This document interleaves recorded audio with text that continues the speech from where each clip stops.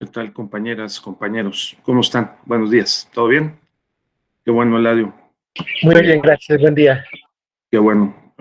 Estoy viendo en la pantalla Víctor, Adolfo, Abel, Jorge y otros compañeros. Pues muy buenos días a todas y a todos. Yo soy el doctor Raúl Ávila y me da mucho gusto saludarles. Yo soy el coordinador del diplomado. Entonces, he tenido muy buenas noticias de ustedes y desde luego de los temas que han venido revisando cómo están bien después de el puente y el fin de semana largo. ¿Sí? Qué bueno, ya con aeropuerto inaugurado y todo, ¿no? Entonces, muy bien. Correcto.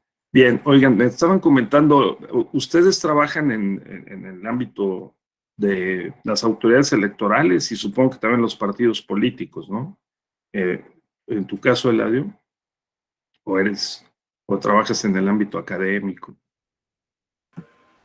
No, de hecho, yo ahorita estoy en la banca, he colaborado bastante en Instituto Electoral del Estado de México, me retiré de ahí, estuve en la consultoría y ahorita ya también todo Estás, tranquilo después de las elecciones, por así llamarlo. muy bien, correcto.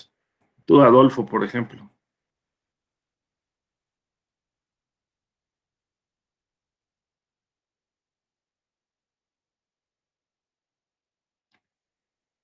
Está teniendo ahí con el micrófono. O José Eladio, Oh, ¿dónde? buenos días, Ah, sí, doctor. Adolfo. ¿Qué Buenos tal? días a todos. Pues Buenos días. hace años trabajé en un OPLE, en el OPLE de Veracruz, Ah, qué bueno. y, y de ahí me he dedicado a estudiar la materia electoral en el Tribunal Electoral del Estado de Veracruz, en el INE, el OPLE. Y ya de ahí me enteré de los cursos de la Escuela Judicial Electoral. Eh, y ahorita pues soy militante de un partido y pues por lo regular me piden apoyo para asesorías o luego juicios, trámites. Ya, Así soy. Apoyo a los que me piden. eso es. Pues qué bueno. Magnífico. Gracias. Sí. Y Verónica Hernández, estaba muy seria, Verónica, este martes. Tu micrófono, Verónica. ¿Dónde trabajas, Verónica? No, no te escuchamos, Vero. No te escuchamos. Creo que Vero no tiene micrófono. En Ah, varias ya. ocasiones ha participado, pero mediante mensaje, porque Ah, creo que le falla su micrófono a Vero. ¿Verdad ya. que si Vero nada más dile así? Muy bien, Vero. Pues entonces por el chat, seguramente, ¿verdad? Muy bien. ¿Y alguien más que nos quiera compartir? Abel o José Eladio, Jorge Arturo. José Eladio, platícanos. Tenemos unos minutos para contextualizarnos un poquito, ¿no? Sí, buenos días a todos. Igual he trabajado en un OPLE en el Estado de México. Cada vez que hay elecciones, pues participo. Y ahorita pues estoy igual buscando, pero ya hacer el examen para vocal en Muy el bien. OPLE. Ajá. A ver. Qué bueno. Muy bien. Pues ojalá que estos cursos diplomados sean de utilidad. Tratamos que la oferta sea amplia, completa y sobre temas que les ayuden a todos los compañeros, abogados y no abogados, abogadas y no abogadas, pues a conocer mejor la materia electoral, sus bases teóricas, ¿verdad? Y operativas también, ¿no? Entonces, de eso se trata. ¿Alguien más nos quiere compartir, Guillermo? ¿O Sí, hola, buenos días. qué tal, Jorge Arturo? Saludos desde Zacatecas. Mira, Yo me he muy bien. desempeñado en del OPLE y en el Muy INE bien. a nivel técnico y actualmente me desempeño como consejero electoral distrital, Muy bien. Excelente. actualizándome y pues estando en constante eh, aprendizaje. Claro, muy bien. Esa es la actitud correcta. O que más ayuda en nuestros tiempos. Muy bien, pues me da mucho gusto. Fíjense ustedes que cuando comenzamos a diseñar este diplomado, hace un año, un poco más de un año, tenemos en mente, pues en plena pandemia, la importancia del juicio en línea, ¿no? De colocar los medios de impugnación en materia electoral en línea. Entonces, pues también pensamos que pudiera ser adecuado el título de Justicia Electoral Digital, ¿no? Entonces, Justicia Electoral Digital pues tiene dos aspectos fundamentales, o tres. Uno es la justicia, otro es lo electoral y lo tercero es lo digital, lógicamente, ¿no? Entonces, lo primero es que el juicio en línea no equivale a la justicia electoral digital. Si lo que tenemos son juicios en línea, pero estamos trabajando, como lo ha dicho recientemente el magistrado Felipe Fuentes, en el estado de Hidalgo, la semana pasada en el Tribunal Electoral de Hidalgo, en que la idea es acercar la justicia a los justiciables, nosotros, a la sociedad, a los partidos, a los ciudadanos. Se han dado pasos importantes, como dijo el magistrado Felipe Fuentes, para consolidar una justicia digital, porque pues hay conciencia del contexto que impera en la actualidad, en donde los medios digitales juegan un papel pues cada vez más importante en nuestras vidas en general y en la vida profesional en particular, ¿no? Así que la idea es potenciar el ejercicio de los derechos político-electorales, que los medios digitales sirvan para proteger y garantizar de mejor manera los derechos, no solo por la pandemia, sino más allá de la pandemia, de tal manera que se convierta en parte de nuestra forma de vida, porque tiene muchas ventajas. Entonces, claro que estamos comenzando, ¿no? Como bien decía el magistrado Fuentes, eh, se ha requerido romper esquemas, cambiar formas, ¿no? Ir a contracorriente en favor de un cambio positivo, ¿no? Para que la justicia tenga nuevos alcances, porque pues sí estamos operando el juicio en línea, pero se requiere todavía que haya más infraestructura, que haya más operación, más capacitación y que desde los OPLE precisamente pues se pueda comenzar a integrar un expediente digital único, ¿no? Ese expediente digital tiene que subir por la cadena impugnativa hasta la sala superior. Entonces, las autoridades electorales, lo que hasta ahora no hemos podido hacer es precisamente con los elementos presupuestales, técnicos, operativos disponibles, pues se ha podido ir conformando un sistema de juicio en línea en materia electoral que está en camino, ¿no? Apenas, digamos, el año antepasado, 2020, en el inicio de la pandemia, pues fue necesario ir migrando poco a poco y acostumbrándonos todos, incluidos las y los magistrados, pues a utilizar las videoconferencias, incluso recuerden ustedes el correo electrónico en 2 sesiones públicas, que incluso mereció pues algunas críticas, pues porque no había tampoco las condiciones de seguridad informática suficientes como para poder dar el paso de una sola vez, un brinco tan grande, ¿no? A los juicios en línea.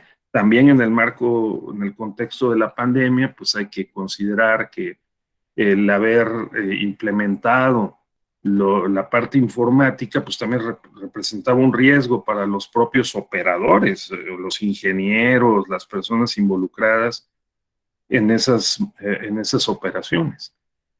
No obstante, como se verá en el próximo módulo, pues se fue instalando el sistema a lo largo del año 2020, comenzando por algunas actividades en línea en marzo, que ya tuvieron lugar en abril, audiencias virtuales, no solamente en México, ya vieron seguramente con el maestro Octavio Vado Grajales, que en otros países pasó lo mismo. O sea, la reacción fue, pues, casi que intuitiva, fue tratando de responder a la coyuntura en diferentes países, tanto los organismos administrativos electorales como los tribunales electorales, pues fueron respondiendo con lo que tenían.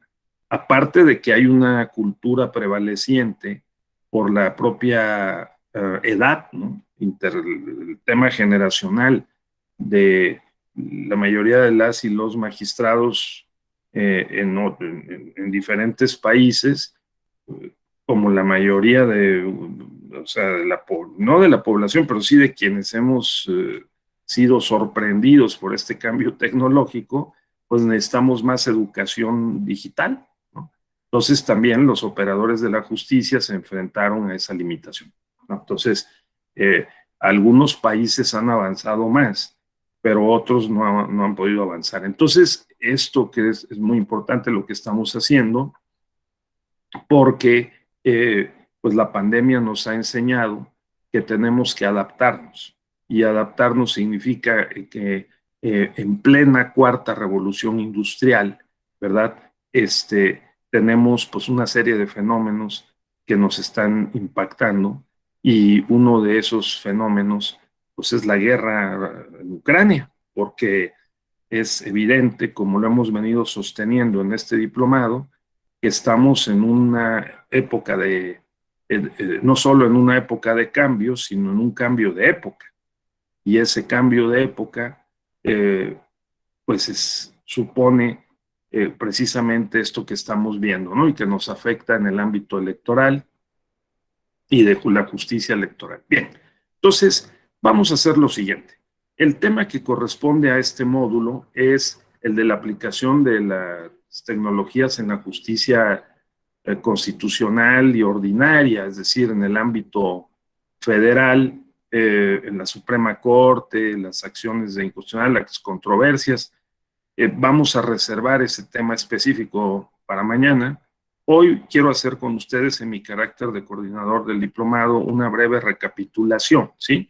Para poder hilar los temas previos que se han venido examinando, y lo tengo preparado de esta manera, ¿no? Entonces, vamos a revisar un poquito.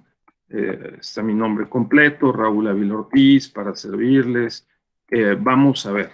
El diplomado tiene 10 temas, ¿sí?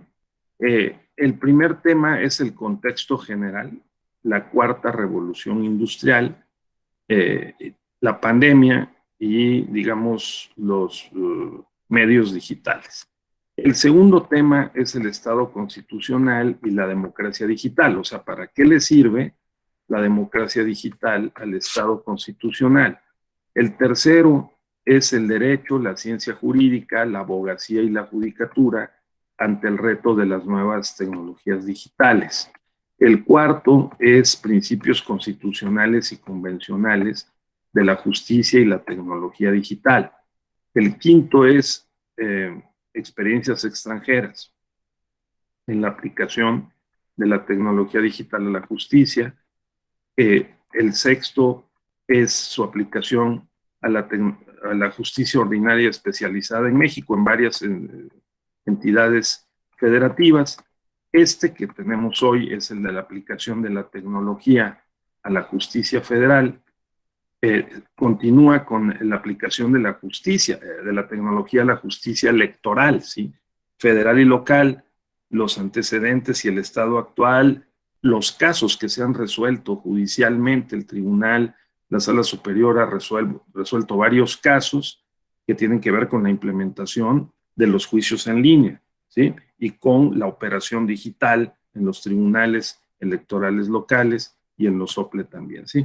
Luego, el tribunal y el uso de medios digitales en la justicia, casos, sentencias y criterios, que es a lo que me refería. Y finalmente volveré seguramente la semana próxima, la subsecuente, cerrando el diplomado con la justicia digital en acción.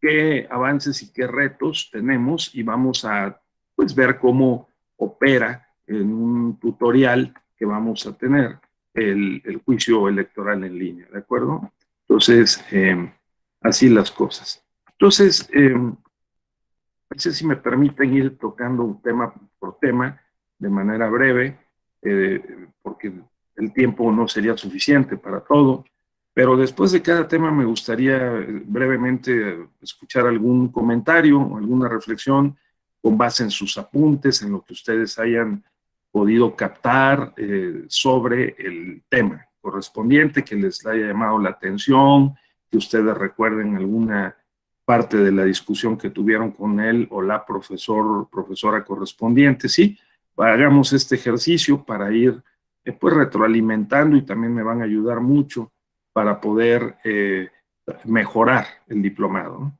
Entonces, la idea de que la que partimos es de que estamos, fíjense ustedes, en medio de la cuarta revolución industrial. De la cuarta revolución industrial es la revolución de los medios tecnológicos. Estamos trabajando con medios tecnológicos en este momento. La microelectrónica, la teleinformática, o sea, nos comunicamos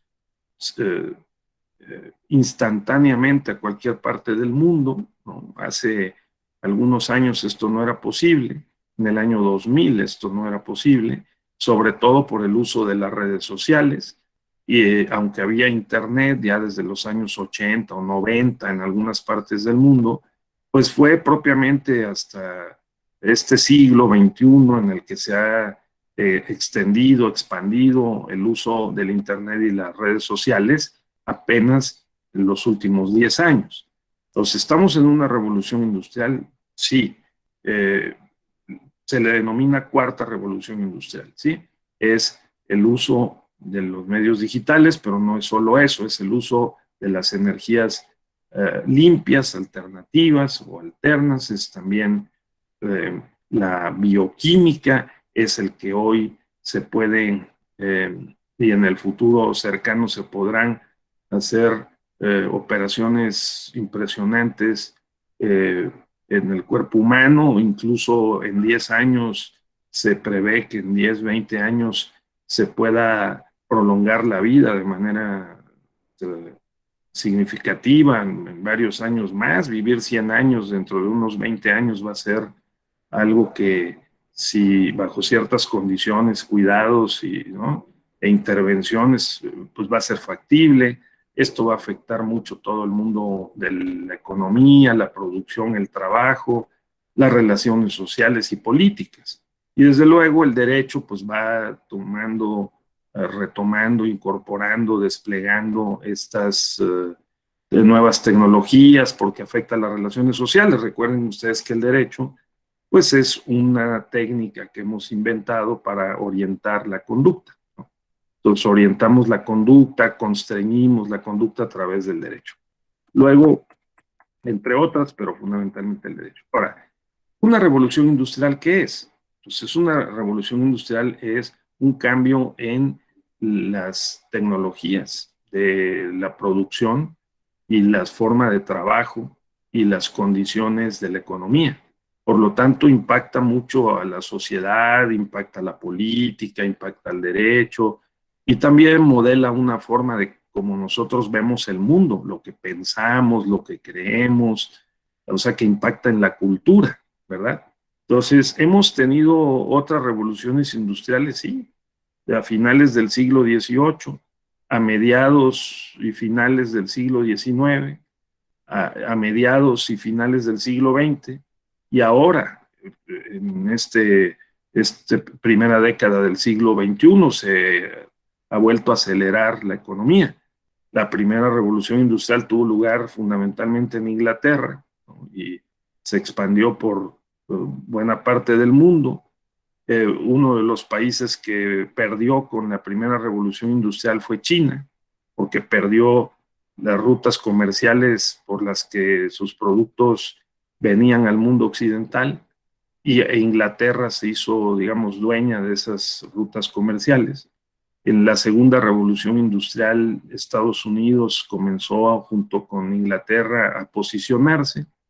En la tercera revolución industrial, pues Estados Unidos y Rusia jugaron un papel muy relevante. Y en esta cuarta revolución industrial están los tres, China, Estados Unidos y Rusia, como se ve claramente en el conflicto de Ucrania, pues disputándose la posición más importante en el mundo de la economía y del comercio internacional, ¿verdad? Y eso afecta a todos los países como México. Bueno, ¿de qué sirve estudiar eso? Pues sirve de mucho, porque fíjense ustedes que en cada revolución industrial, pues México ha pasado de un papel más o menos fuerte a otro más o menos débil. La primera revolución industrial, o sea, a finales del siglo XVIII y principios del siglo XIX, pues esa revolución industrial provocó que lográramos la independencia de México, ¿no?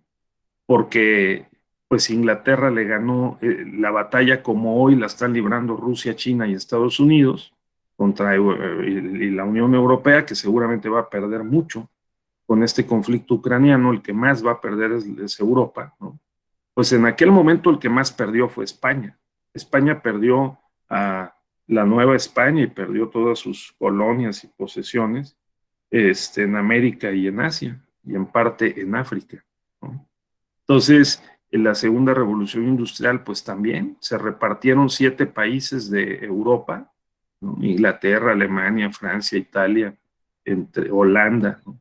Y también los Estados Unidos, en parte también Estados Unidos, pues se repartieron el mundo. De tal suerte que esos 7 países tenían pues mucha influencia en el resto de la Tierra, ¿no? Y luego la tercera revolución industrial, pues claramente la Unión Soviética y Estados Unidos se repartieron el mundo, la llamada Guerra Fría. Y nosotros tuvimos cierta ventaja, fíjense, en México, en la segunda revolución industrial, pues pasamos a depender de Estados Unidos. Y en la tercera revolución industrial, la del petróleo, la del siglo XX, nosotros pasamos de la nada prácticamente, de una situación muy desventajosa, a ser una de las 15 economías más importantes del mundo. O sea, México es un país muy importante. Es uno de los 3 más importantes de América Latina, junto con Brasil, Argentina y Chile, y es una de las 15 economías más industrializadas del planeta, con todos los problemas que tengamos. ¿Cómo estarán otros países, no? Ojalá, si vamos a otros países de América Latina, pues vamos a ver que no tienen la infraestructura que nosotros tenemos, ¿no? Ni tienen los partidos políticos como el PRI, por ejemplo, ¿no? Como el PAN, que también tiene pues ya más de 70 años el PAN, y el PRI pues va a cumplir 100 años en 1929. Hay partidos también, pues el PRD ya no es tan joven, ¿no? La suma de varios partidos de izquierda, el Partido Popular Socialista también se fundó pues en los años, a inicios de los 50, pues ya también 70 años, aunque desapareció, pero pues tenemos partidos también longevos o antiguos o que se han venido reconvirtiendo. El propio Morena, ¿verdad? Es un movimiento partido que es una expresión de muchos otros partidos y movimientos. Entonces, en la tercera revolución industrial a México le fue mejor. Vamos a ver cómo nos va en la cuarta revolución industrial, ¿de acuerdo? Porque de eso tratamos también, de que en este diplomado se tenga presente. No es nada más una cuestión técnica de poner la infraestructura y operar los medios digitales, sino entender que este desafío está colocado en un contexto mucho más amplio, que corresponde a la cuarta revolución industrial, y todo el país está haciendo un esfuerzo para sincronizarse, o debiéramos hacerlo, para sincronizarse con esta tendencia mundial, ¿no? Es decir, es un asunto muy importante. Entonces, a esta época se le llama posmoderna o contemporánea, porque ahora pues se requiere muchas cosas que no había en épocas anteriores. Ahora, por ejemplo, la vida es más compleja. Ahora lo que requerimos son sistemas más flexibles. Los abogados tenemos el derecho, la ciencia jurídica y en general las profesiones, las ciencias sociales, tenemos que adaptarnos, tenemos que ser más flexibles. Hay pues no amenaza, pero sí la advertencia de la inteligencia artificial que en los próximos 10 a 20 años puede dejar pues de inútiles varias carreras, profesiones. Pues los contadores van a sufrir mucho porque las máquinas van a hacer su trabajo. Pero cada vez más los abogados van a apoyar en la inteligencia artificial. Y hay quien piensa que, bueno, ya el tema por ejemplo, del registro federal de electores, el padrón electoral, las máquinas contarán infaliblemente los votos, habrá una sociedad en la que descansaremos o nos apoyaremos más precisamente en los medios digitales, ¿no? Y pues esa es una primera aproximación. ¿Qué implica? Pues implica que al Estado de Derecho, a la justicia, le representa retos, al Poder Judicial le representa retos, ¿no? Esa es la idea del tema del Estado constitucional y la democracia digital. O sea, el Estado constitucional es el Estado de los derechos, es el Estado de la división de poderes, el equilibrio de poderes, el papel de la justicia, el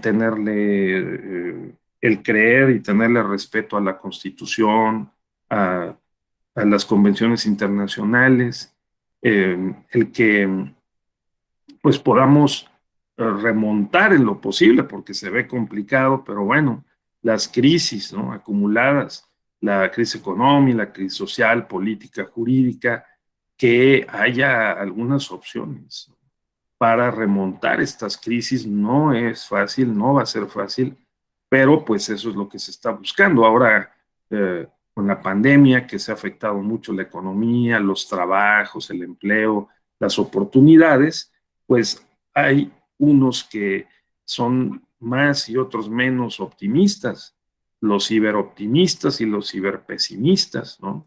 De que vamos a poder adaptar mejor todas las condiciones o muchas condiciones para que en este tiempo del siglo XXI pues podamos aprovechar las nuevas tecnologías para nuestro beneficio y porque podamos, bueno, por lo menos tener acceso a los bienes comunes, o sea, al aire, al agua, ¿no? El agua, que es tan importante.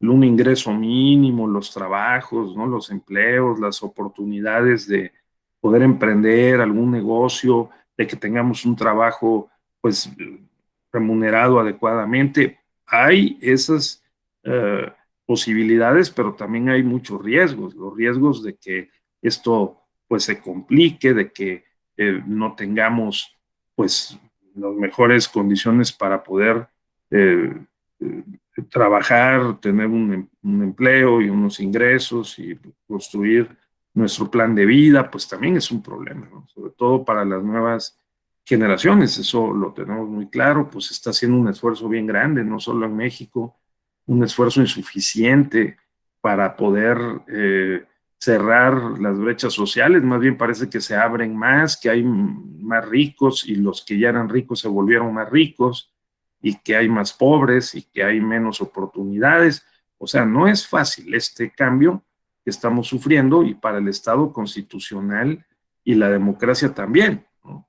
Es decir, aparte por el crimen organizado, porque pues también se han multiplicado las actividades informales e ilícitas, porque el Estado parece que hay veces no responde o está perdiendo fuerza normativa, fuerza jurídica, y en el ámbito que nosotros nos corresponde, el ámbito electoral y de la justicia electoral, pues vean cómo, si bien se siguen llevando a cabo las elecciones, también es notorio que hay pues condiciones más difíciles, ¿no?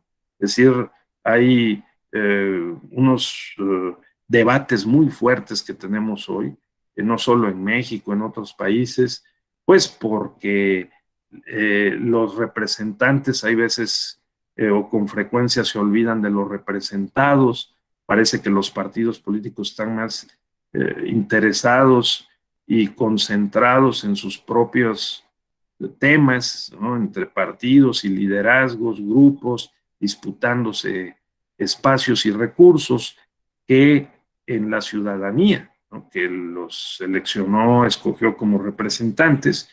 Y luego, bueno, está también el tema de la delincuencia organizada, no solo en términos presenciales, sino también el ciberdelito, que ha estado creciendo y que también nos impacta, nos afecta, de tal suerte que también esto es otro aspecto. Si el ciberdelito está ahí, pues también quiere decir que hay riesgos para la propia operación de la tecnología digital en el ámbito electoral, ¿no? En el ámbito electoral. Entonces, ya vieron ustedes que pues hay experiencias exitosas en Estonia, en Europa, o en Brasil, en América Latina. Las elecciones se llevan a cabo con urna electrónica en Brasil desde el año 2000, ¿no? Pero es el único país que lo ha podido hacer y lo hizo como una reacción a los fraudes electorales. O sea, allí hubo una decisión del Estado, ¿no? De las autoridades electorales, de los partidos políticos, para que se implementara la urna electrónica poco a poco, pero de manera sostenida, y en 10 años, entre el año 1998 y 2005, aproximadamente 2010, lograron que todas las elecciones de un país que es enorme, pues un país continente, Brasil, es un país pues, más grande que México, ¿no? Y con más electorado, y también un país federal, o sea, como México es un estado federal, Brasil, pudieran tener elecciones con urna electrónica. Pero también ha habido casos que no han sido exitosos. Por ejemplo, el de Venezuela. Venezuela comenzó poniendo urnas, ensayando con los medios digitales, y pronto también hubo problemas, sobre todo con el registro electoral, el padrón electoral, y entonces ante la falta de certeza, de seguridad, pues se tuvieron que regresar a la operación tradicional de usar boletas y votar de manera ordinaria o tradicional.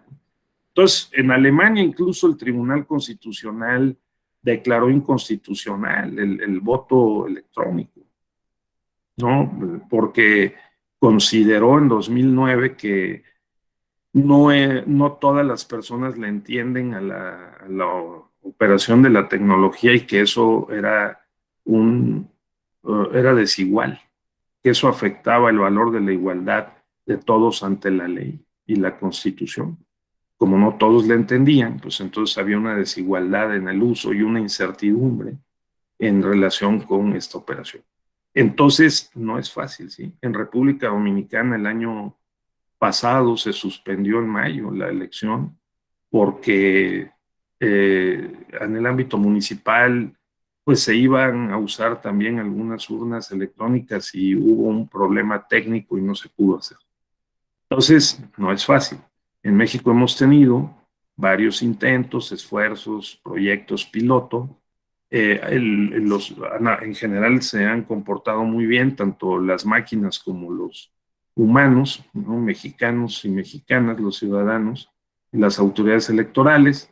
El año pasado en Hidalgo y en Coahuila, y también en las elecciones federales, pues incluso es posible ahora votar por vía electrónica desde el extranjero, ¿no?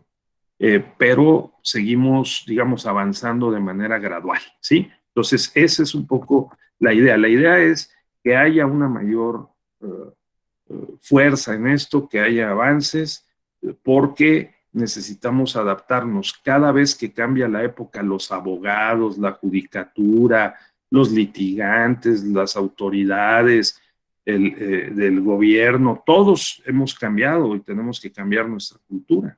Entonces sí necesitamos digamos, avanzar en lo posible, ¿no? Dentro del ámbito de las actividades que realizamos, en tratar de educarnos más en la vida digital, que los abogados, pues ya estamos como que advertidos, ¿no?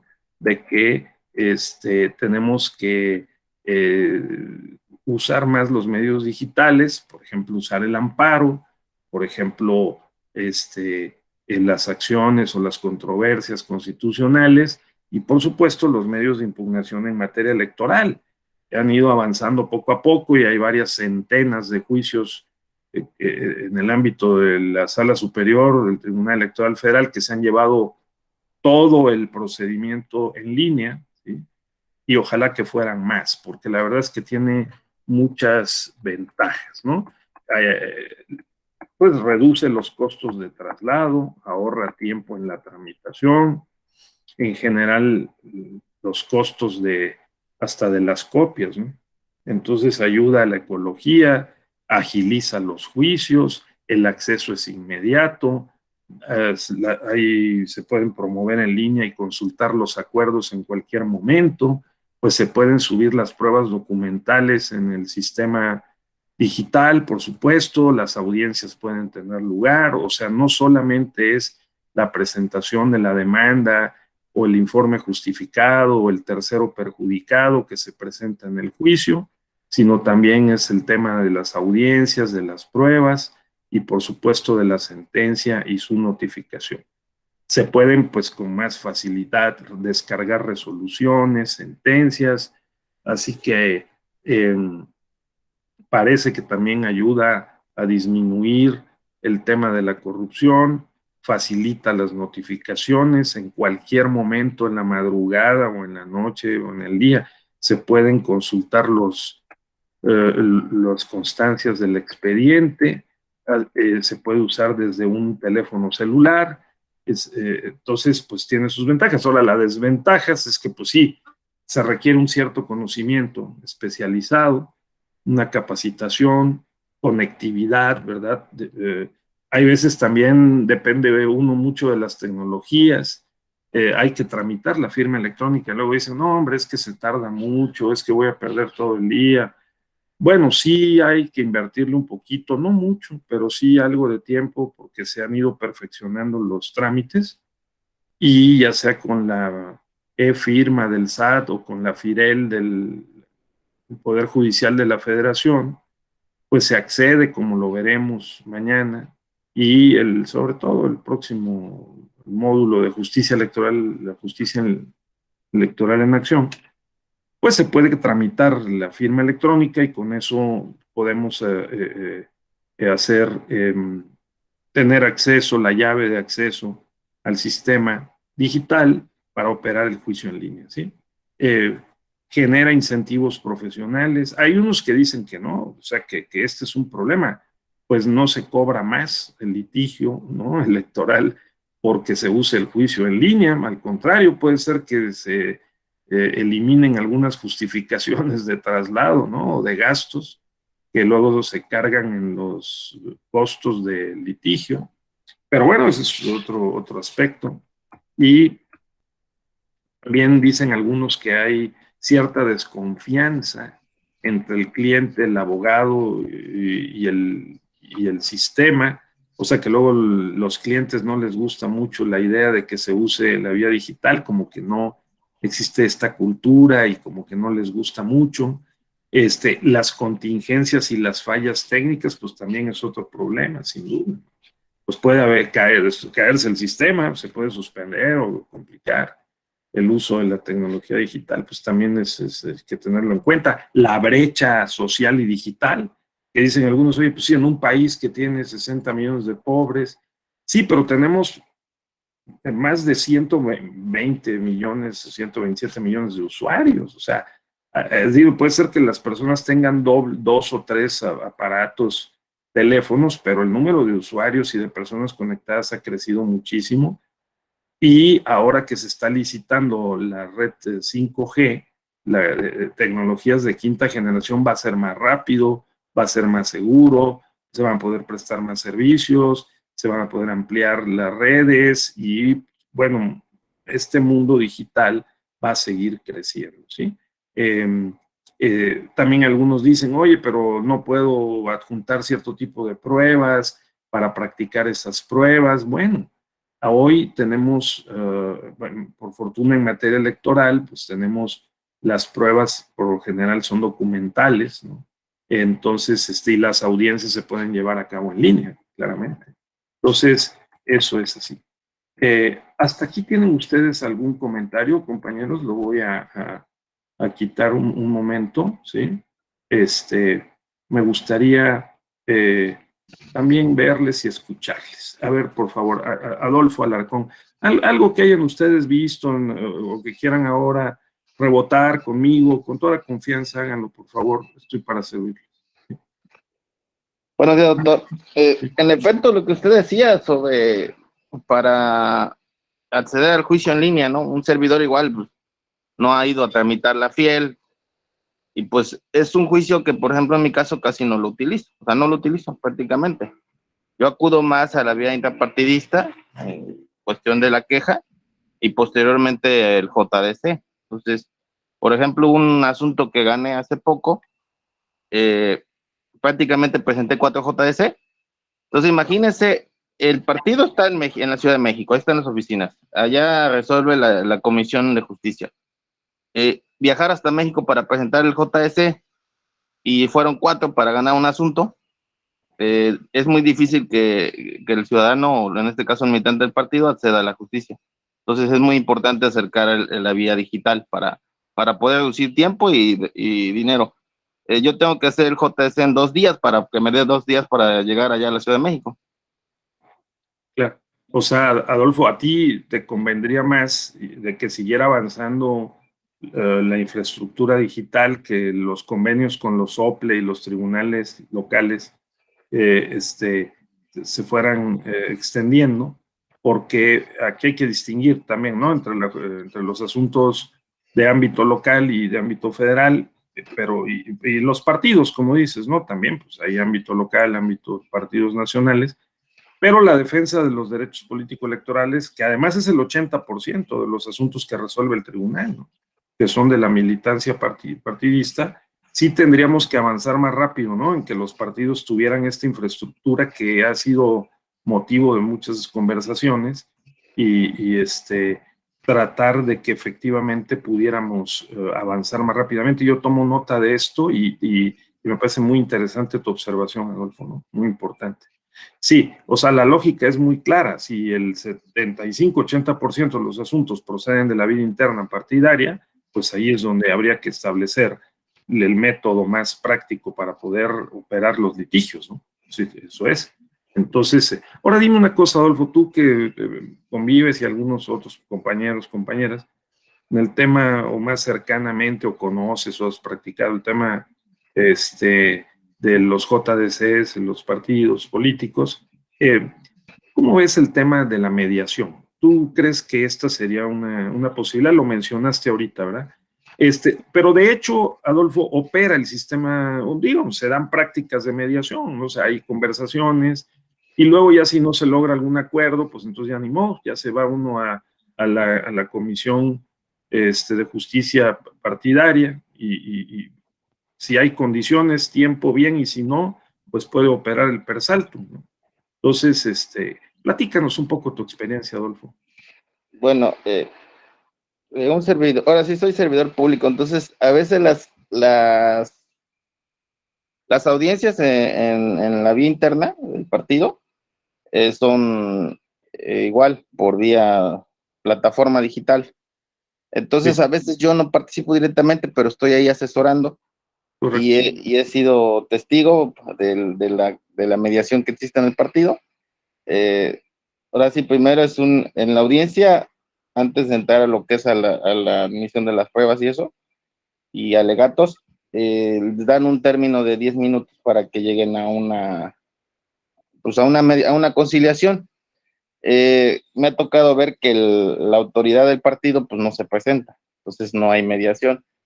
Y cuando se presenta, pues por lo regular son temas, o sea, temas de acuerdos políticos muy importantes y ellos no van a acceder a la pretensión que tenemos, ¿no? Claro. Entonces, bueno, pues si es el tema de candidaturas, pues no van a querer quitarle la candidatura a alguien por los argumentos que tienes. Entonces, ha pasado que la mediación nada más ha dicho, a ver, ¿tienen 10 minutos? No, pues yo mi pretensión es esta. En este caso, la autoridad del partido, que es el Comité Ejecutivo Nacional, pues dice, no, pues no llegamos a un acuerdo, entonces ya procedemos a la admisión de las pruebas y de ahí a los alegatos. Eso es toda la mediación. En una audiencia que por lo general tarda, la otra está una audiencia de un partido, tardó como 10 minutos. O sea, no tarda nada. Así. Pues se plantea el caso y si primero quizá hay una expresión de intención de si lograr cierto acuerdo o no, pero el partido normalmente, la autoridad partidaria se sostiene en su decisión. Así es. De hecho, habiendo ya resoluciones de un tema parecido, ya en las resoluciones de la comisión, en este caso de Morena, ahora sí no cede, a pesar de que hay resoluciones al respecto que dicen que tiene uno la razón. Hay casos que sí de plano ya no quieren evidenciarse, ¿no? Pero cuando tocas intereses, ellos se sostienen en su postura, aunque uno tenga la razón. Claro. ¿Por qué? Pues, Porque a veces el militante no cuenta con los medios para irse a un JS. Entonces, desde la queja ahí lo terminan. ya. Y ahí, Adolfo, es donde entraría el espacio, la oportunidad del juicio en línea, ¿no? Porque Así si el es. militante tuviera mayor facilidad junto con su asesor o un abogado mediador, por ejemplo, ¿no? Pudiéramos pensar en que se facilitaría la defensa del derecho. Es correcto. De hecho, en Morena, todo es en línea, o sea, presentas la queja por correo electrónico, ahí te notifican todos los acuerdos, el acuerdo de admisión, te mandan el informe circunstanciado de la autoridad responsable, de ahí se lleva a la audiencia, y de ahí te notifican la sentencia y todo, pero para impugnar, pues tienes que irte a la Ciudad de México, presentarlo ante la comisión. Y ahí es donde muchos se traban porque no cuentan con los medios. A veces, en primer término, de un abogado. En segundo término, pues económicos para acudir a la vía del JS. Pero, digamos, el JS lo puedes presentar per saltum, o sea, el JS lo puedes presentar si no hubiera condiciones hacia dentro del partido por la vía digital, ¿no? No tienes que presentarlo ahí ante el partido. No, pero en la sala superior el JS sí lo puedes presentar por la vía digital. Ok, a veces no procede. Bueno, yo he presentado JS vía correo electrónico en el partido y la sala superior ha dicho que como no tiene la firma original, es escaneada, es digital, me lo desechan. Ok. Mira, entonces ahí hace falta, digamos, cerrar algunas brechas todavía, algunos espacios abiertos o de falta de una como mayor certeza en esa parte, ¿no? Muy bien, lo tomo nota igual. Lo vamos a verificar. Me gustaría luego, en el último módulo, vamos a ver estas incidencias y estos aspectos, ¿sí? Que voy a invitar a uno o dos servidores públicos, funcionarios del tribunal, para que también platiquen con nosotros. ¿Te parece? Sí. Gracias. Sí, cómo no. Muy bien. Entonces están así las cosas. ¿Alguien más tiene algún comentario? Jorge Alberto, Verónica, desde el Tribunal Electoral de... pero que Verónica tiene problemas con su micrófono luego, ¿verdad, Vero? Sí, ni modo. Bueno, ¿alguien más? Dice Verónica, en la sala ha procedido a requerir a los actores a ratificar la demanda y se presenta de manera digital. Claro. Entonces, hay ahí todavía algunos elementos que tenemos que, digamos, que consolidar, vamos a decir, ¿no? Pero yo creo que, digamos, el camino, pues es ese, porque vamos a seguir teniendo muchos litigios. Lo que se espera no es que sea la sociedad menos, sino más litigiosa, fíjate, Adolfo, ¿no? Eladio, ¿sí? O sea, nosotros, fíjense, un dato importante, somos más mexicanos que españoles en España, y España es una sociedad que hace más litigios que los mexicanos. En España de todo se litiga, o sea, y es un país más pequeño y tiene un tercio, ¿no? 40 millones, nosotros somos 127. ¿Cuál es la tendencia en México? A que seamos más litigiosos. Vamos a tener más litigios en materia electoral también. Es decir, el tribunal está resolviendo entre 10 y 15 mil asuntos anuales, ¿eh? Y el 80% es de la vida interna partidaria, aunque quizá los más pesados y complejos sean pues de la vida externa partidaria entre partidos o frente a autoridades administrativas, pero sí, digamos, la tendencia es a que tengamos más litigios, por lo que sí requerimos seguir avanzando en este tema del, no solo del voto electrónico, pues, sino de la justicia en línea, ¿no? De la justicia digital. Muy bien. Si no hay algún otro comentario, José Ladio, ¿tú querías comentar algo? ¿No? No, muy bien, seguimos entonces, volvemos a nuestra presentación que ya se me perdió. Entonces vamos a ver por dónde quedó. Ahorita la voy a rescatar por aquí, ¿no? Entonces, aquí está. Bien. ¿Ahí la están viendo? No, No, señor. muy bien. Sí, es que, a ver, espérame un poquito. Vamos a jalarle de acá.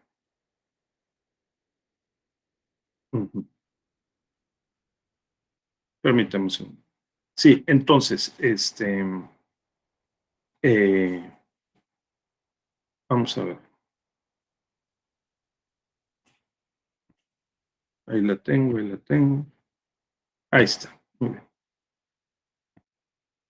De acuerdo, entonces, pues las ventajas y las desventajas que ahora mismo estábamos comentando, estamos platicando, pues seguimos, ¿no? Seguimos. Claramente se dijo hace un momento, aquí la idea es que, fíjense ustedes, tenemos bases constitucionales legales, pero están incompletas. Esto es importantísimo subrayarlo, ¿no? Porque pues está claro que el acceso a la justicia es lo que el juicio en línea pretende facilitar, fortalecer el principio constitucional convencional de que tengamos un discurso, un recurso judicial disponible, sencillo, gratuito, que podamos operar para defender nuestros derechos. Que en el debido proceso, como se dijo hace un momento también, pues que todo el procedimiento, ¿no? Tanto la demanda, el informe justificado, el tercero perjudicado, las pruebas, el desahogo, la sentencia, las notificaciones, pues tengan lugar a través de esta vía. Se dice fácil, pero imagínense todo el esfuerzo que hay que hacer para poner en línea todas estas condiciones técnicas, ¿no? Para realizar esta operación. Y luego que efectivamente se cumpla la sentencia. En los artículos 17 y 99 de la Constitución, pues tenemos las bases de la justicia en general y la justicia electoral en particular. Vean cómo, pues el artículo 17 de la Constitución, ténganlo presente, no vaya a venir en la rúbrica, ¿no? Esa pregunta, pero en el artículo 16, la rúbrica del diplomado, pero en el artículo 17 dice, ninguna persona puede hacerse justicia por sí misma, ni ejercer violencia para reclamar su derecho. Toda persona tiene derecho a que se le administre justicia por tribunales que estarán expeditos para impartirla en los plazos y términos que fijen las leyes, mediante resoluciones que deben ser prontas, completas e imparciales. Pronta, completa e imparcial, ¿sí? El servicio será gratuito, están prohibidas las costas judiciales, ¿sí? Siempre que no se afecte la igualdad entre las partes, el debido proceso u otros derechos en los juicios o procedimientos seguidos en forma de juicio, las autoridades deberán privilegiar la solución del conflicto sobre los formalismos procedimentales, pero siempre y cuando no se afecte la igualdad, el debido proceso u otros derechos, ¿sí? Aquí nos falta, en este artículo 17 de la Constitución, ¿sí? Una reforma constitucional que no por quedar en el texto de la Constitución va a resolver el tema, ¿no? Sino que lo que tiene que ser es que esta iniciativa que fue aprobada por el Senado y que está ahí detenida en la Cámara de Diputados, se reactive y pudiera tener lugar, que es el que en todos los ámbitos federal, local del país, todos los ámbitos jurídicos y de gobierno, se implemente y desarrolle el juicio en línea. El juicio en línea, necesitamos una base constitucional más sólida para el juicio en línea, porque en este momento es una garantía técnica para facilitar el acceso a la justicia, el debido proceso, la tutela judicial efectiva, con base, o sea, en el marco de la pandemia, pero requerimos que pues tenga una base constitucional más fuerte, más sólida, y que fue acompañada por una política de Estado, ¿no? Para que se implemente con el presupuesto correspondiente estas plataformas digitales. De otra manera, va a seguir ocurriendo lo que estamos viendo, que es el que se van haciendo convenios. Es un esfuerzo muy loable que hacen las autoridades electorales, Tribunal Electoral Federal, de ir haciendo convenios con los tribunales electorales locales, con los OPLE, para que, repito, el expediente electrónico, el expediente digital, se convierta en la pieza clave real para poder desahogar los juicios en esta modalidad, ¿no? Entonces necesitamos ahí un complemento, pero no solamente la letra de la ley, de la Constitución, sino lo que requerimos es pues que también haya presupuesto, ¿no? Una política de Estado que vaya acompañada con los recursos logísticos correspondientes. Me regreso al artículo 6º de la Constitución. Si alguien les pregunta, oigan, bueno, ¿y cuáles son pues las bases, marcos, referencias constitucionales para el juicio en línea? Pues habría que pensar que el artículo 6º de la Constitución desde el año 2014 dice en su párrafo 3º que el Estado garantizará el derecho de acceso a las tecnologías de la información y comunicación, a los servicios de radiodifusión y telecomunicaciones, incluido el de banda ancha e Internet.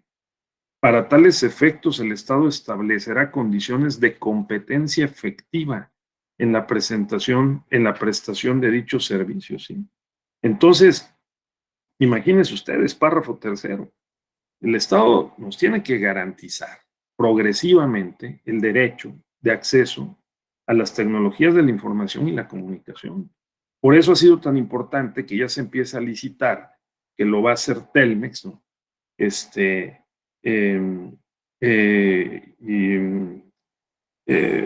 La empresa de Carlos Slim, América Móvil, ¿no?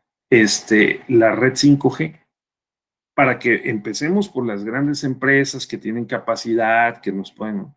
Y también que avancen el tema de los kioscos digitales, los espacios públicos con acceso libre a Internet. Requerimos esta infraestructura porque es un derecho constitucional, ¿sí? Lo tenemos reconocido en el artículo 6º y la Estrategia Nacional Digital, que fue publicada el año pasado en septiembre en el periódico Diario Oficial de la Federación, aunque ha sido objeto de críticas, pues bueno, es un avance más. Necesitamos ir avanzando, ¿sí? Entonces, fíjense ustedes lo que dice más adelante el artículo 6º de la Constitución. El artículo 6º dice que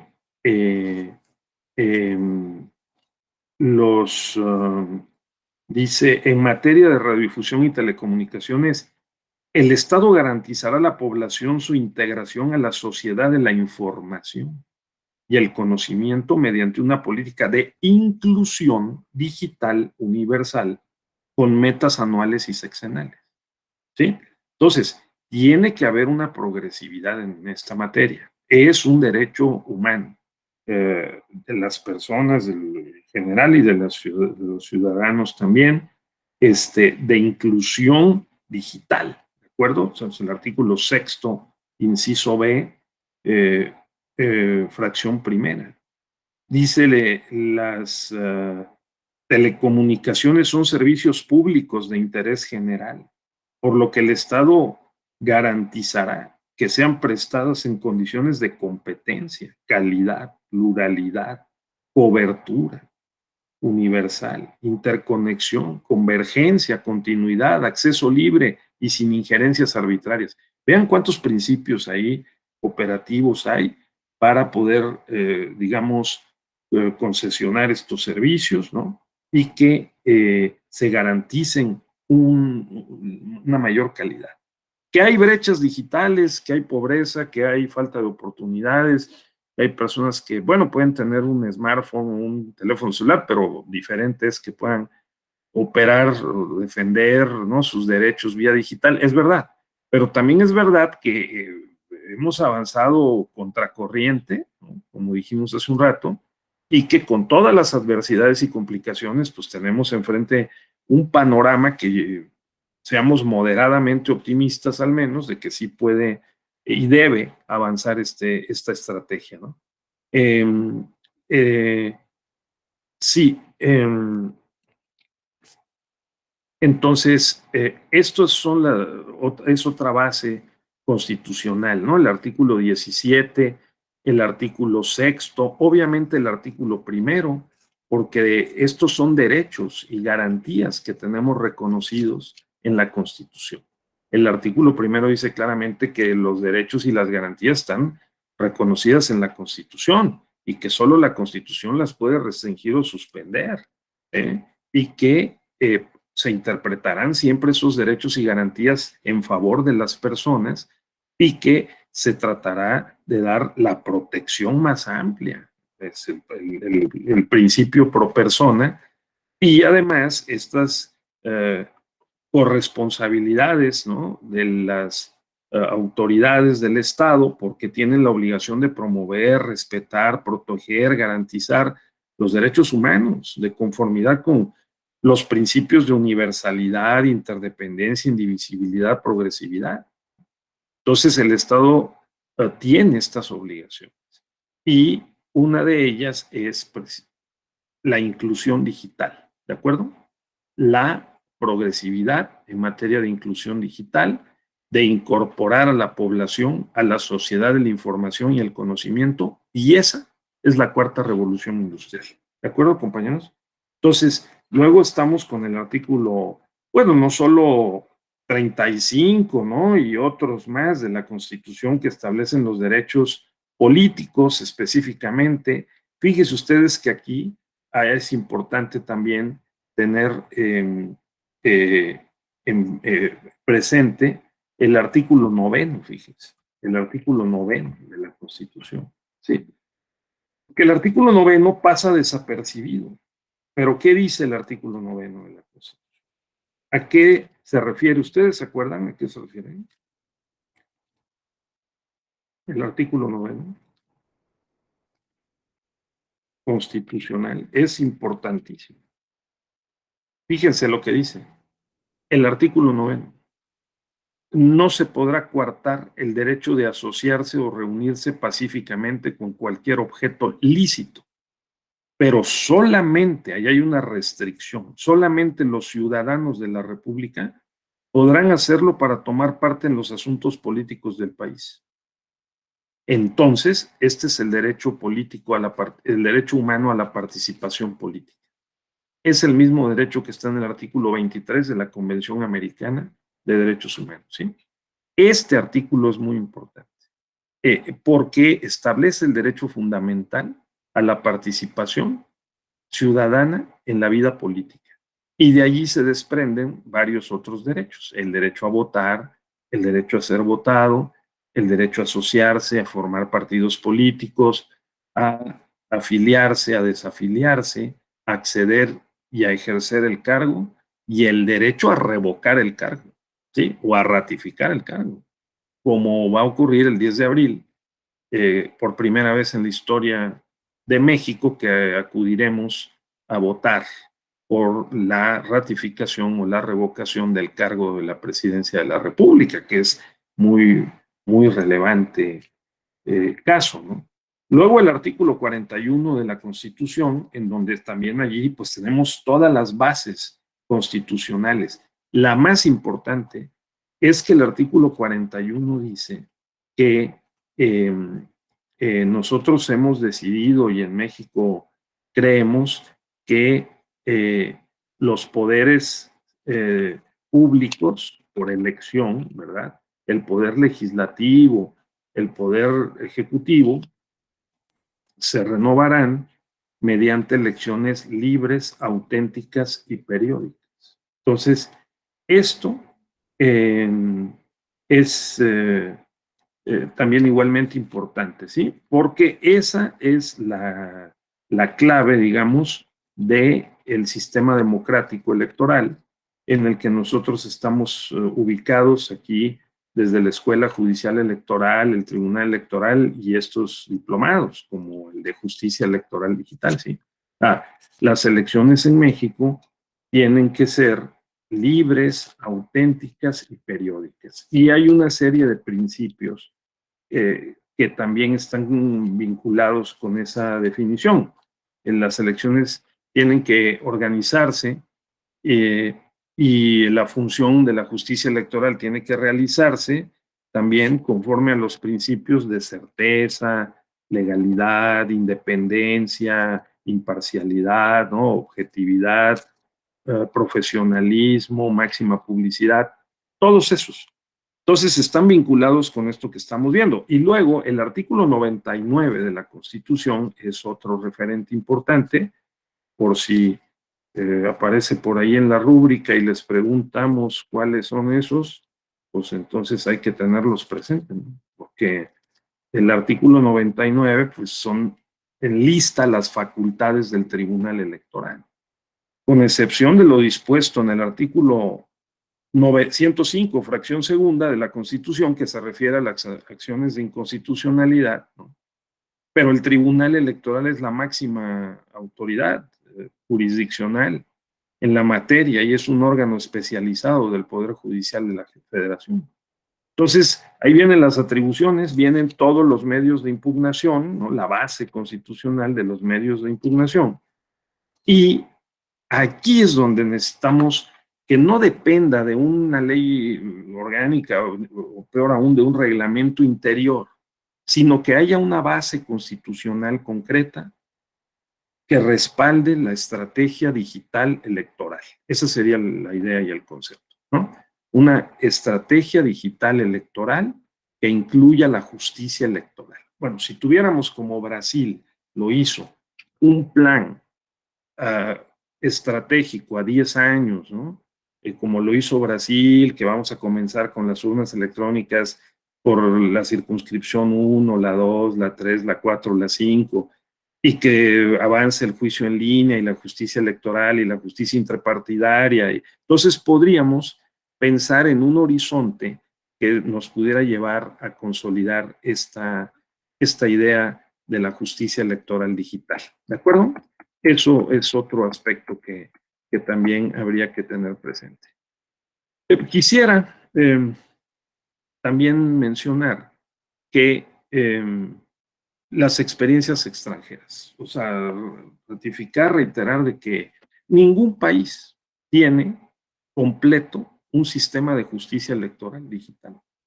Desde los años 80 en Italia, en Francia, en Alemania, pues la justicia ordinaria ha venido incorporando medios digitales a la operación judicial, ¿sí? O sea, ya se llevaban a cabo pues algunas notificaciones electrónicas, pues empezaba a integrar el expediente electrónico, pues evidentemente.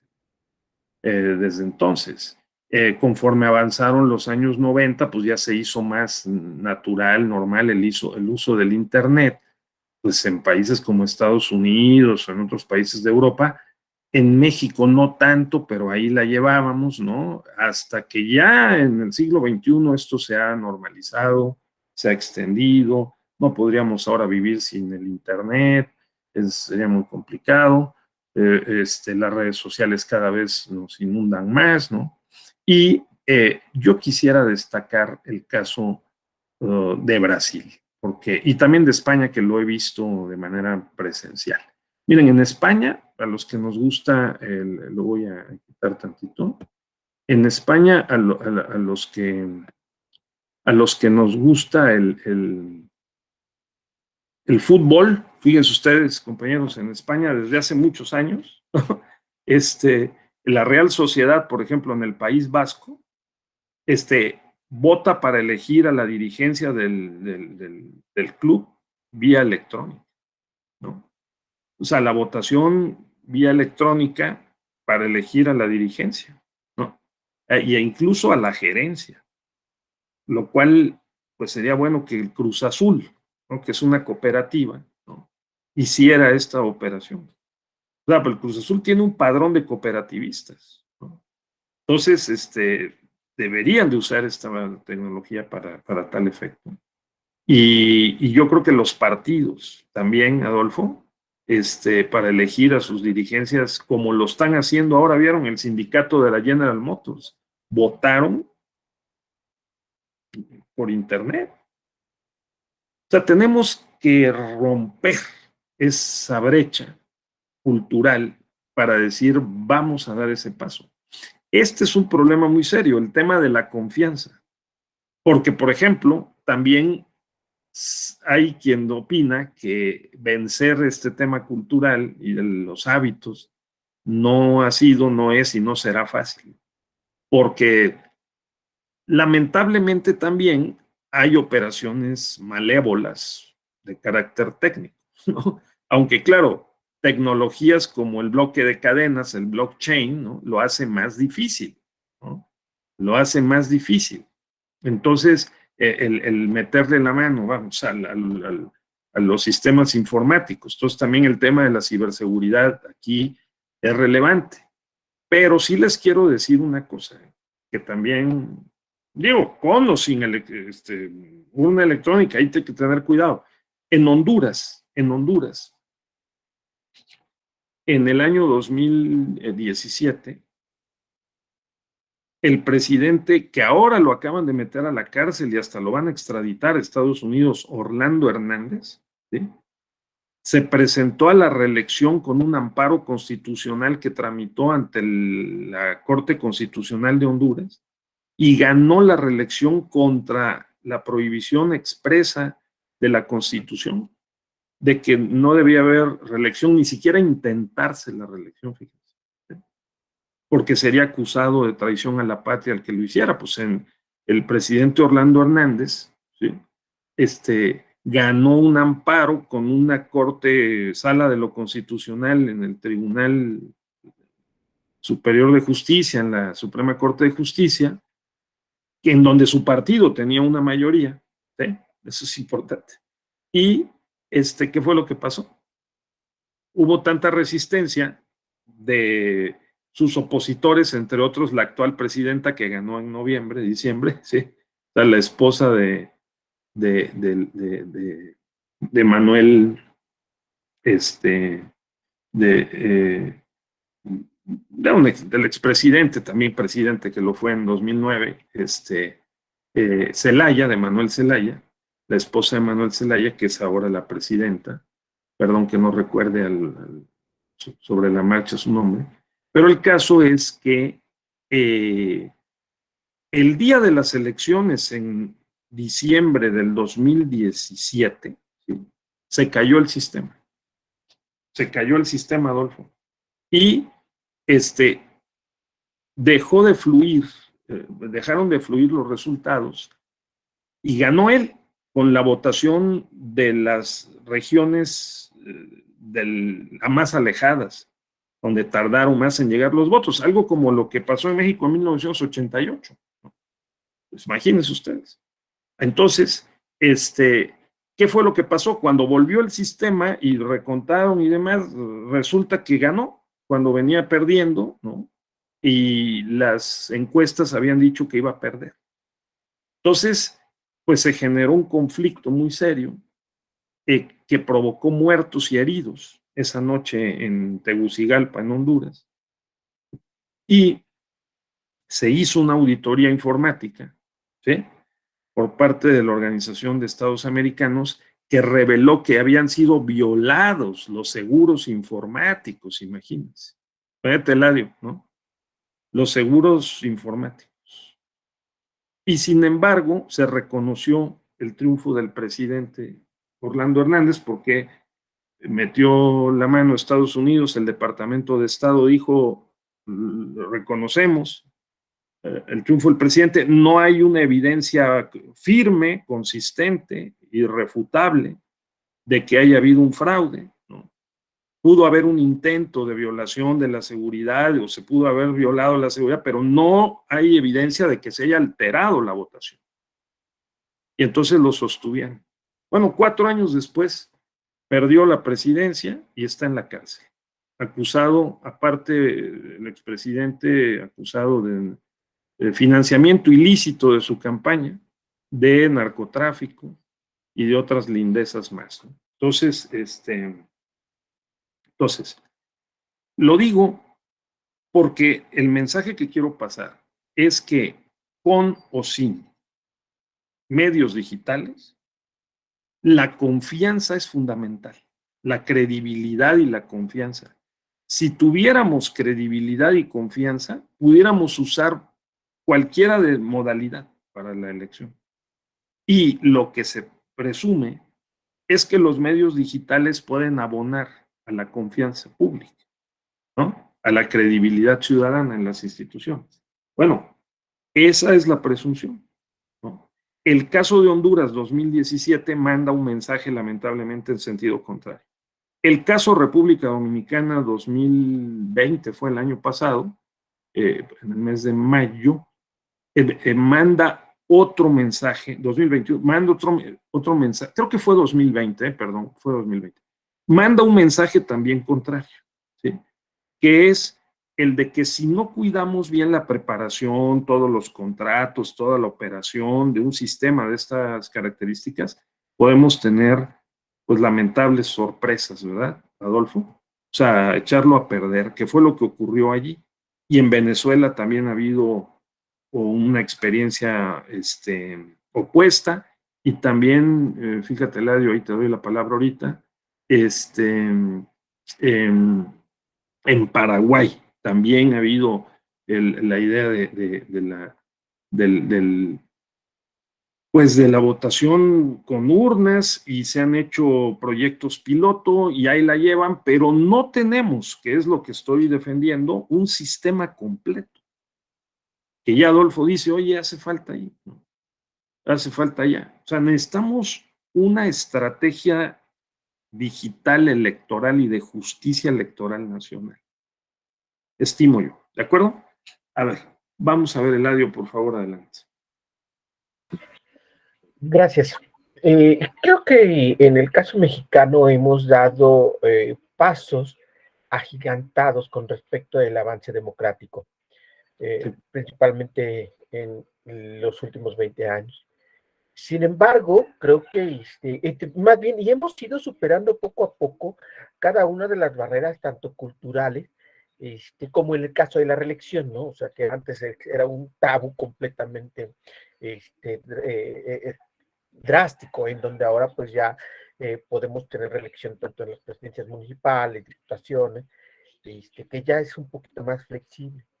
Y creo que efectivamente de la confianza en las propias elecciones ha sido el parteaguas para que no se pueda de alguna manera avanzar un poco en la parte de las tecnologías con el caso del voto electrónico. Sin embargo, creo que la tendencia podría ser esa, en el caso mexicano, específicamente. Sin embargo, habría que valorar bien y la implementación para precisamente poder fomentar la confianza precisamente en ese acto en la sociedad mexicana. Aunque creo que no vamos tan mal, ¿no? Pero no solamente sería solamente la confianza en las elecciones, en voto electrónico, y por ende también yo creo que también podría ser en la justicia electoral digital, ¿no? O sea, que también así como existe confianza en el proceso electoral digital, que pudiera ser también en la justicia electoral digital. Y no, pero no ese solamente es el problema en este momento, creo que el de la confianza, sino el de la cobertura, ¿no? Que pudiéramos pensar que existen comunidades todavía en donde no tienen, si bien a lo mejor ya con la pandemia nos obligó a tener muchísimo mayor cobertura con respecto a Internet, pero la cultura de usar la tecnología para ese bien común, que pudiera hacer esa diferencia, ¿no? O sea, no solamente tener el celular para, cosa, con internet, con datos para poder usarlo, sino que también sepa para qué utilizar el propio celular con datos, ¿no? Y qué alternativas tengo con el propio celular con datos para poder utilizarlo, en este caso, en la justicia electoral digital y en los procesos electorales digitales. Esta sería mi participación. Muchísimas gracias. Muchas gracias, Eladio. Sí, o sea que tú dirías que además de la parte jurídica que está muy bien, ¿no? Está la parte propiamente de infraestructura, la conectividad, la cobertura, la inclusividad, ¿no?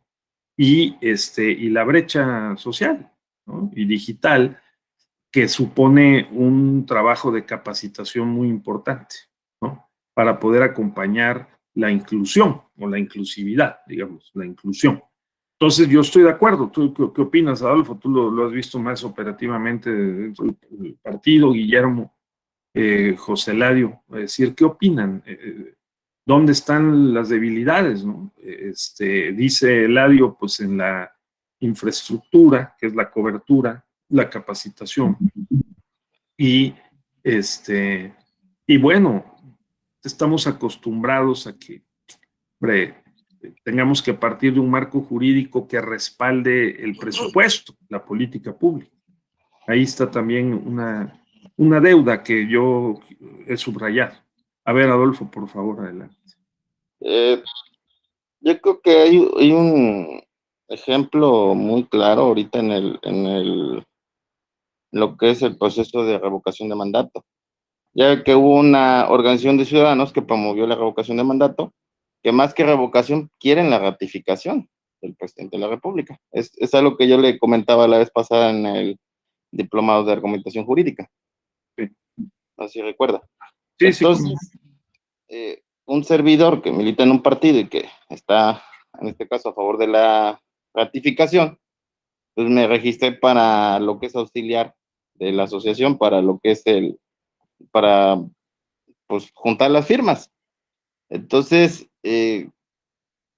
como existe desconfianza entre el partido del gobierno y sus aliados, pues obviamente se opusieron a esa aplicación y que fuera por los medios de, en este caso, papel, porque eso les garantizaba acceder al mayor número de firmas, y en el caso de una aplicación, independientemente de la desconfianza, estaba la cuestión de la tecnología, o sea, cuántas personas podían desplazarse con un celular en toda la República. Entonces, tiene que haber también una cuestión de confianza, en este caso del partido con el gobierno y sus aliados. Claro. Sí, pues has tocado una fibra sensible, ¿no? Porque pues en el marco de la sociedad plural y todo, pues hay siempre adversarialidad y oposición y controversias, ¿no? Pero sí, se requiere pues que, hombre, en medio de todo el fragor de las batallas político-electorales, ¿no? Y ahora, como bien dices, de la revocación que ha generado tantas olas y contraolas, ¿no? De opiniones y de acciones, ¿no? Pudiéramos ciertamente, hombre, generar mayor confianza. Bien dice Eladio que no solo es la confianza, sino que también es la operación, ¿no? De infraestructura. Pues sí, estamos de acuerdo. Entonces, bueno, fíjense que ahí nos cuesta más trabajo a nosotros, pero el caso de Brasil, repito, que lo pueden ustedes estudiar, hay algunos documentos en línea, lo recomiendo. El caso de Brasil es muy importante porque tomaron la decisión. Claro que, ¿cuál fue el motivo? Motivo que nosotros hemos superado por otras vías. nosotros creamos un Instituto Federal Electoral y 32 institutos electorales locales, toda una estructura institucional y un marco jurídico muy fuerte, ¿no? Muy regulativo, que regula minuto a minuto pues, la jornada electoral, lo que se puede hacer, lo que no se puede hacer, todo. Un tribunal electoral especializado muy fuerte. Optamos por esa vía y creo que nos resultó porque hemos caminado en la transición democrática, las alternancias. Bueno, hemos tenido 3 alternancias presidenciales en un país con una cultura política con ciertos rasgos, pues también tendentes a la concentración, a la, no quiero decir autoritarismo, pero sí al personalismo y a manejar las cosas de forma vertical. Pues hacer esto, pues creo que ha sido una gran conquista de la ciudadanía y la población, ¿no? Ahora, y de los partidos, desde luego, las fuerzas políticas. Ahora, en Brasil lo hicieron de otra manera. Como se estaban y se seguían dando en un país que es tan grande, ¿no? Que es un subcontinente, ¿sí? Fraudes como los que nosotros tuvimos muchos años, ¿no? Entonces dijeron, vamos a acabar con los fraudes y vamos a poner las máquinas de votación. Pero hay un factor muy importante, fíjate, Adolfo, tú que estás en la vida partidaria, asesoría a los partidos, que es el sistema electoral brasileño. Porque como el sistema electoral brasileño es, no tiene esta complejidad de la mayoría relativa y la representación proporcional, sino que es un sistema de representación proporcional más marcado, o sea, tantos votos ganas, así te representas, ¿sí? Y hay muchos partidos, ¿saben? Que en Brasil una de las características es que tiene 20 partidos o más. Y todos negocian en un sistema semiparlamentario para tener una secretaría o 2 de Estado, se la reparten entre los partidos. Entonces, ese modelo facilita que primero todos los partidos dijeron nos conviene, ¿no? Que desterremos el fraude vil, ¿no? Ese de que estar ahí remarcando las boletas, ese tipo de cosas, ¿no? Y pongamos las urnas electrónicas. Finalmente todos vamos a participar en el gobierno, fíjense, ¿no? ¿Por qué?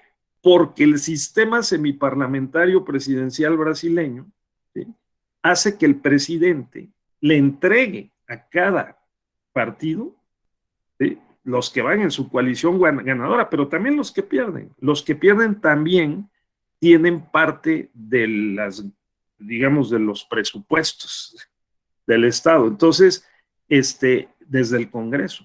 Eso fue el llamado mensalao, ¿no?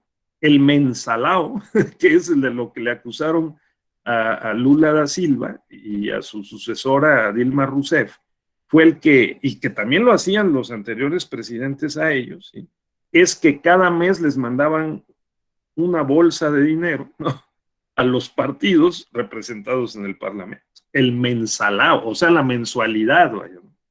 La mensualidad. Que aquí lo quitó López Obrador ahora, ¿no? Ahora lo quitó porque aquí también teníamos una forma de mensalao, que era con lo que se dice que se aprobó la reforma eléctrica y todo, ¿no, Adolfo? Que es el estar pasando lo que en Sudamérica llaman coimas, ¿no? Que son como sobornos, son como apoyos a los parlamentarios, ¿no? Entonces, en Brasil eso, hay que decirlo también, fíjense nada más, ¿no? Porque pues no es un mundo idílico, pues, ¿no? También como, por una parte, se ponen de acuerdo los partidos y dicen, bueno, vamos a eliminar el fraude vil, ¿no? Vamos a sustituirlo con máquinas que hicieron los propios brasileños con su tecnología para votar digitalmente, y entonces llegan y incorporan el número de candidato. Por ejemplo, Adolfo tiene el número 150,000, ¿no? Entonces, o 150, se teclea en los botones de la máquina y luego es táctil, o sea, le tocas con el dedo en la figurita del partido. Entonces votamos por Adolfo en el partido tal, ¿sí?